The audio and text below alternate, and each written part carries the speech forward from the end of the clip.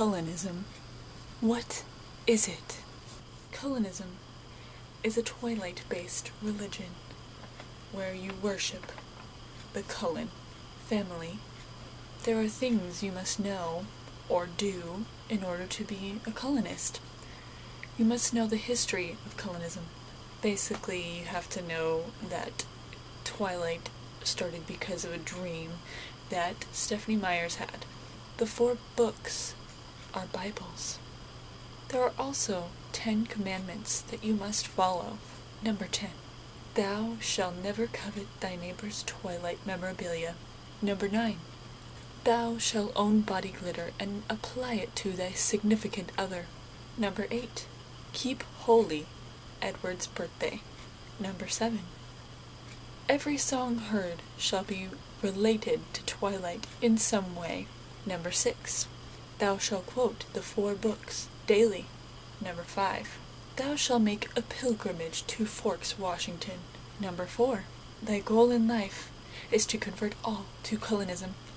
Number 3. When it rains, thou shalt dance in the rain. When it's cloudy, thou shalt keep alert in hopes to see Edward Cullen. Number 2. Thou shalt never take any Cullen's name in vain. Oh, Edward Cullen! Oh, I'm so sorry. I'm sorry. Why would you throw this book at me?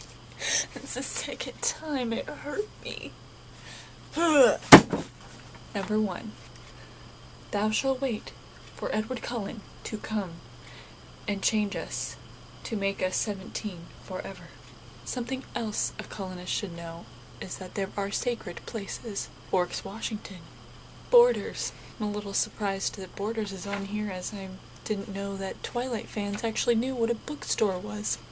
Any Meadow, because they're in meadows and stuff like that. Phoenix, Arizona, where Bella lived. Chicago, Illinois, where Edward was born.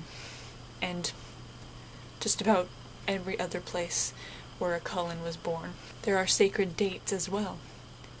June 2nd, the day Stephenie Meyers had her dream. Chapter 13 is read aloud, because that is what her dream was. June 20th, Edward Cullen's birthday. September 13th, Bella's birthday. And Cullenists celebrate any new Cullenist's birthday. In Cullenism, just like many other religions, there are gods.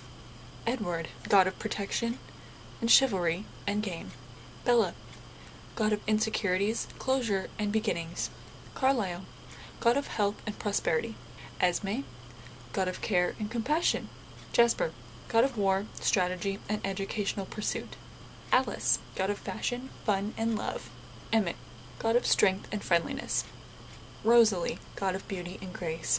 These gods can be prayed to for different reasons at different times. Cullenists believe that Twilight characters are real.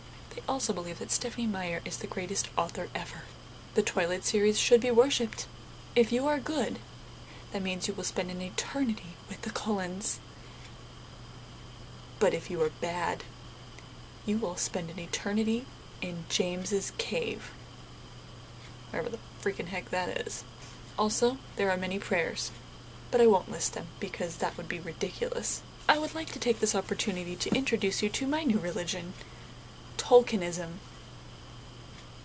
Those of us who are Tolkienists, we believe in the Tolkien books, such as The Hobbit, The Fellowship of the Ring, The Two Towers, Return of the King, The Book of Lost Tales 1, The Lost Road and Other Writings, and The Silmarillion.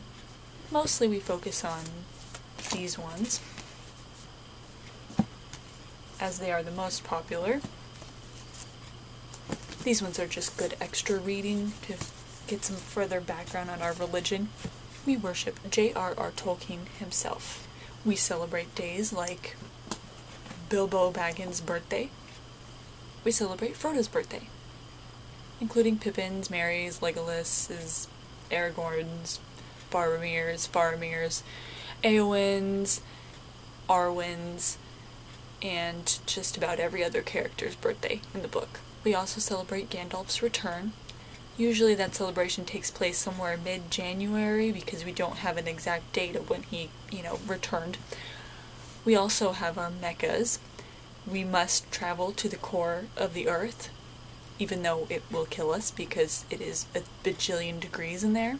But they live in Middle Earth, so it would only make sense that we travel to the core.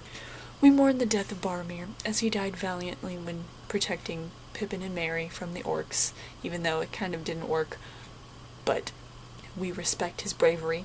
That happens on the 2nd of May. We also have our commandments. Thou shalt never take the name of a member of the Fellowship of the Ring in vain, but when it comes to Sauron and Saruman, it's totally okay.